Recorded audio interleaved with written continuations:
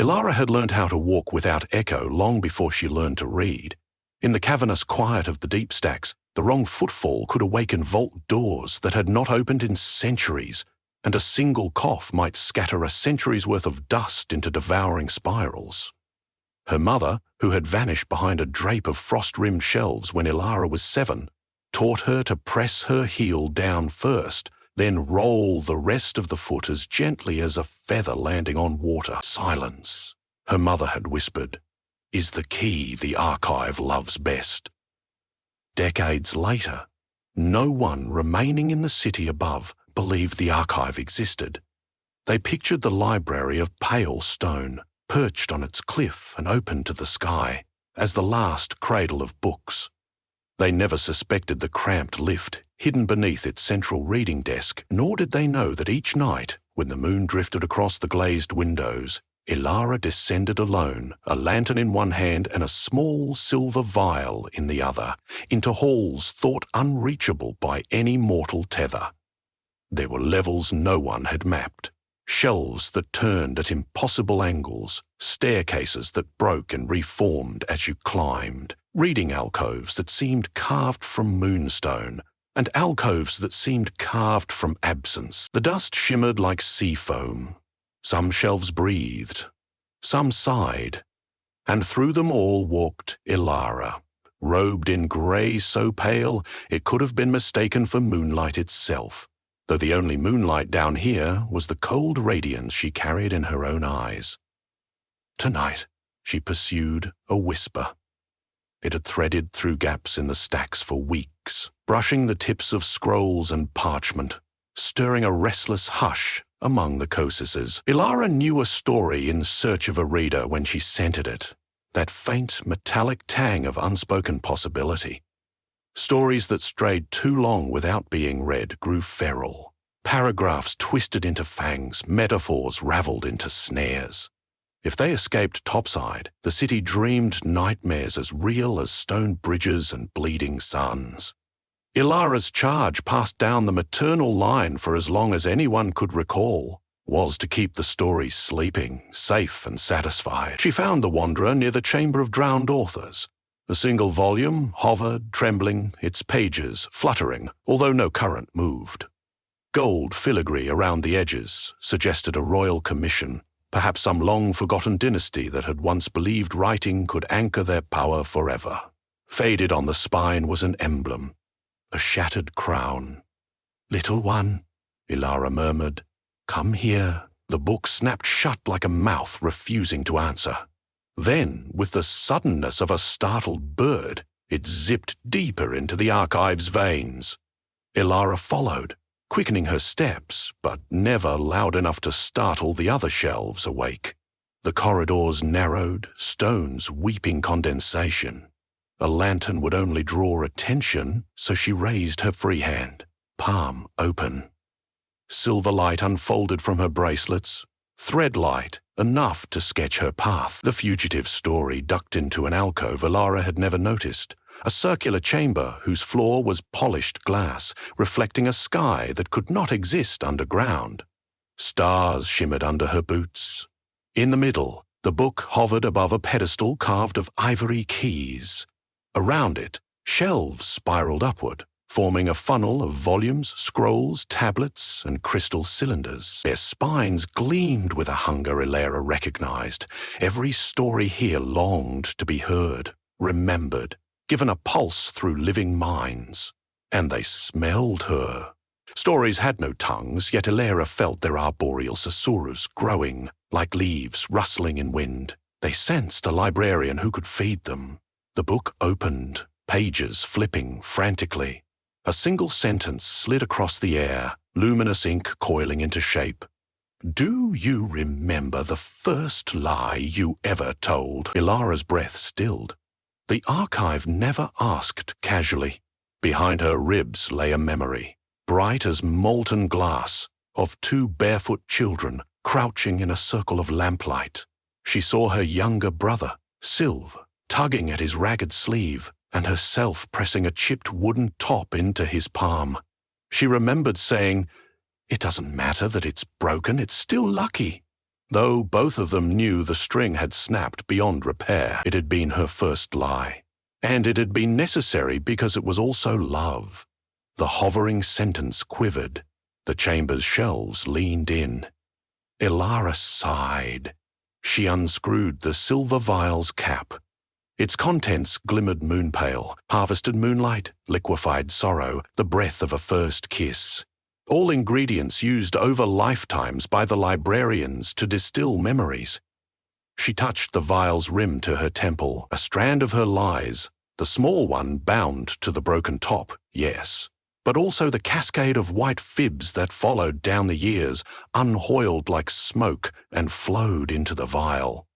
She felt, as she always did, the chill of subtraction, a little vacancy behind her eyes, a small wisp of self traded away. The book's pages flared with argent flame, ink bled into new paragraphs, mouthfuls of narrative blossoming like night-blooming flowers. In exchange for Ilara's surrendered memories, the story revived. It filled its pages with characters and vistas, with music shaped like her childhood street, with storms that tasted of her tears, with cunning illusions that echoed her earliest deception. The library sighed, shelves settling in satisfaction. "There," Ilara said softly. "You have your tithe." The book drifted back through the air and tucked itself into a vacant slot beside a volume bound in shimmering onyx. The chamber's hush returned. Ilara replaced the cork in the vial. Another deposit for the archive's ledger. At dawn, she would carry it to the scriptorium of forgotten lives and pour the memory into a channel shaped like an infinity symbol. The moonlight there would congeal around it, preserving her lost fragment as a pearl. Generations from now, another librarian might string it into someone else's tale. Such was the economy of the endless stacks. She turned to leave and froze. Where the corridor should have been was a young man. He looked 16, maybe 17. Hair mussed, boots scuffed, cheeks flushed as if from a hurried climb. He wore the uniform tunic of the Clifftop Library, deep blue, stitched with the emblem of a tower pierced by a quill. Ilara knew him, or rather she knew of him. Tomas. A new apprentice assigned to reshell botany texts in the flower wing. He shouldn't be here. No soul from the Daylight Library had set foot below in decades. "Apologies," he blurted, voice cracking. I followed a noise, and then the floor opened. I didn't even know we had catacombs, let alone..." His eyes darted to the hovering shelves. "Whatever this is." Ilara felt the archive shift around them, interested. She stepped forward, every movement deliberate, while she measured the shape of the moment. Had her mother not taught her? When a memory bank arrives unasked, listen for its price. Tomas shimmered with unused recollections. The first scent of orchard blossoms after snowmelt, the sweetness and dread of realizing you love someone who might not love you back. The terror of watching your father cough red into a handkerchief, so much potential sustenance for the stories. Yet the librarians were gatekeepers, not predators. Consent mattered. Tomas took in her moon-grey robe, her silver vial, her eyes that reflected a light he could not source. Are you a ghost?" "Librarian," Ilara corrected gently. "Flesh, bone, ink in my veins and echoes in my breath. Though ghosts do file requests here from time to time." He scanned the chamber in wonder. "All these books. I can hear them rustling. But there are no drafts." "Not drafts," she said. "Appetites." He swallowed. "What is this place?" "The deep stacks. The archives below the archives. Stories the world no longer remembers. Stories yet to be born. Stories too dangerous to be spoken aloud." She watched comprehension flicker across his face like a candle swaying in wind. "Our duty is to keep them balanced. We feed them memory. They lie dormant instead of clawing up through the pave." Tomas glanced at the shelves with newfound caution. "I see. You aren't supposed to," Ilara murmured. Which is why the question becomes what to do with you. He looked very young then, shoulders folding inward. I'm sorry. I know I shouldn't explore. But I heard music, a stray ballad, she sighed. They slip their chords occasionally. I can leave now if you show me the way. Could she? The archive had already tasted him. It would not easily let go. If he departed without an exchange, the halls might seek him above, manifest in his dreams, crumble the thin membrane between imagination and waking life. She pictured the city squares filling with half-formed legends hungry for shape. All this from one unbalanced apprentice. An exit is possible, Ilara said, but safe departure requires payment.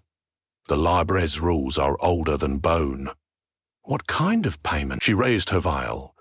A memory. Tomaz stiffened. You mean, I forget something? Only what you choose to offer. She gave him the same explanation her mother once gave her, on the night she first bartered away the taste of her favorite winter cake. We are each novels in progress. One edited paragraph does not erase the whole manuscript. But it must be freely given. He frowned, considering. And if I refuse? She gestured subtly. The walls of the corridor pulsed, narrowing like a throat preparing to swallow. The glow from the shelves intensified. Then the stories will take, and their hunger is less delicate than mine. His fists clenched. She did not hurry him. Haste seeded regret, and regret curdled into resentment, and resentment birthed curses even the archive feared. At last he exhaled. I'll give a memory. But I'd like something in return. Ilara blinked. What? A story, Tomaz said, steady now. One that belongs to me. Exchange, the archive whispered. Fair. She nodded slowly. Very well. Choose your memory. He closed his eyes. Muscles in his jaw worked. When he opened them again, they brimmed with water. I'll give you the day my sister died. I don't want to see it anymore when I dream.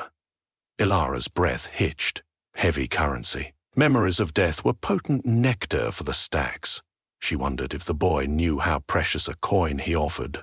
But desire for forgetting was legitimate. Grief was the wound that kept slicing long after the blade was withdrawn. She uncorked the vial, extended it. Touch the rim to your forehead and breathe out slowly. Tomaz did. A silvery black ribbon drifted from his brow, thick as mourning cloth. She felt its weight even before it reached the vial. The reek of hospital disinfectant, the rattle of lungs breaking, the unanswered beep of machines, the collapse of hope. The vial's glass strained, etched with frost. When the ribbon vanished fully, Tomaz swayed. She steadied him, palm beneath his elbow. Easy, the hollow feeling passes. I can't picture her face. His lips quivered. Is that bad? She's not gone, Ilara promised. Only the sharpness of that day, the rest remains. And in truth, the young man's heart still thrummed with love for a sister he would now recall only through laughter, not last breaths. The vial glowed like molten moonstone. The chamber's shelves leaned in, spines arching. Ilara poured the memory out upon the glass floor. Instantly, the reflection of stars rippled, coalesced into a figure.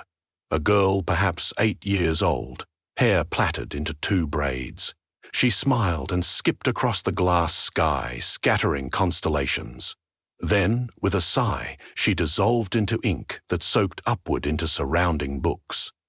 Hundreds of volumes quivered, their pages fattening with borrowed poignancy. The balance restored, the shelves retreated. Corridors widened. The archive, sated, hummed a lullaby too low for Tomaz to hear. My side of the bargain, Ilara said. A story for your memory. She beckoned him to a low wooden desk at the chamber's edge. A blank codex rested there, its cover soft as mothwing, pages empty snow. She dipped a quill in twilight ink. Listen. And she began.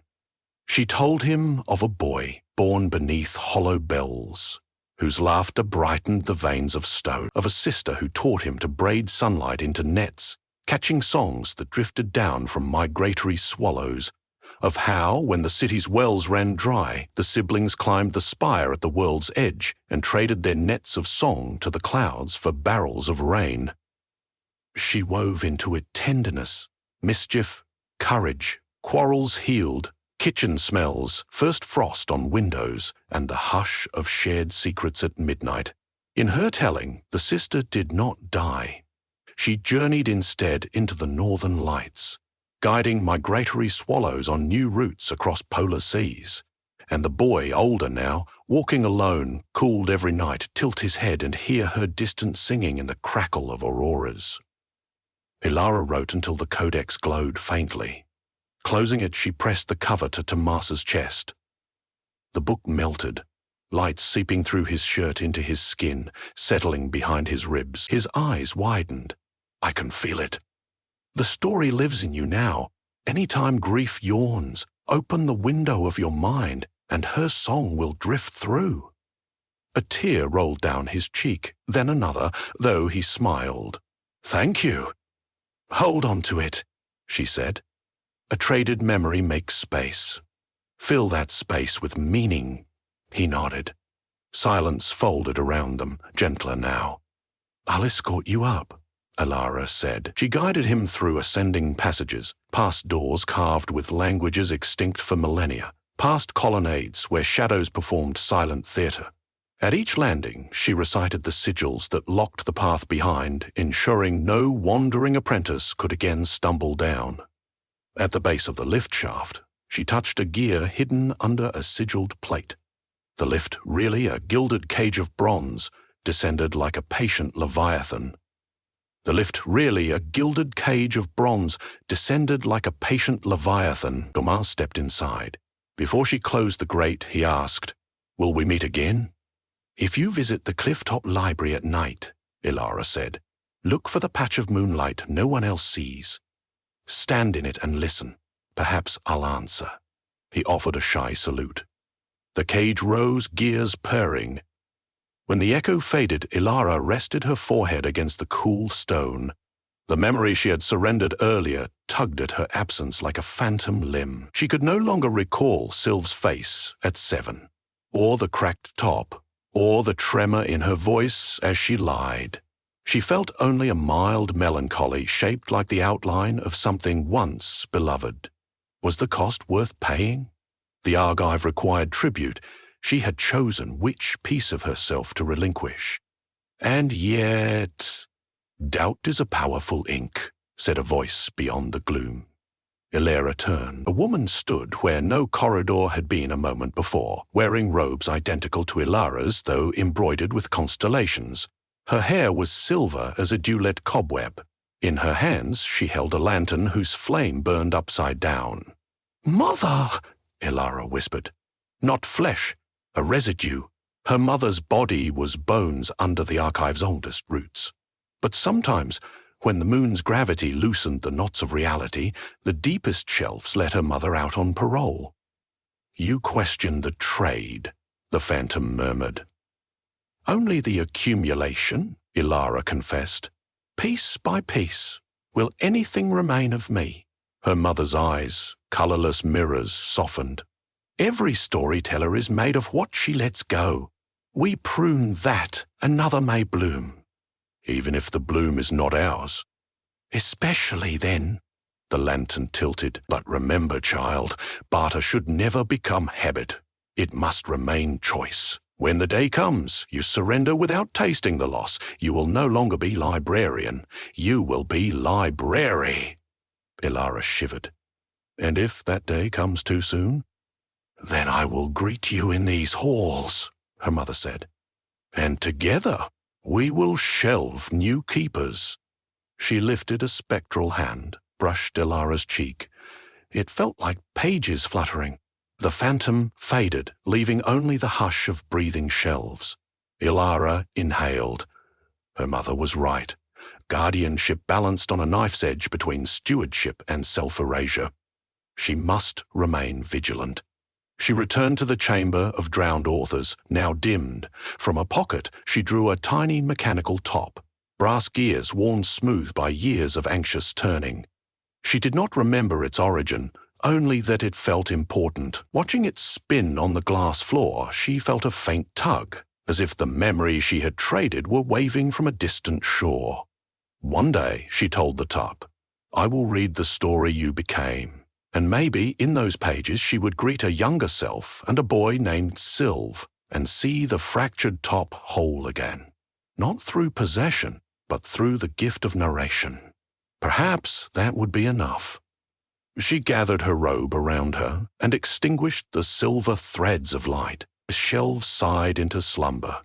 Somewhere above, in the waking world, dawn began to smudge the horizon, but down here time pooled like moonlight that had forgotten the sky. Ilara, moonlit librarian, stepped soundlessly deeper into the endless archive, vial in hand, stories purring at her passing, memories glimmering like star seeds waiting for soil. Night or day mattered little. Her lantern was the hush between heartbeats, her path the tremor of unwritten dreams, and as long as a single story stirred in its chains, she would walk, measure, listen, trade, and remember through forgetfulness the fragile ledger of us all.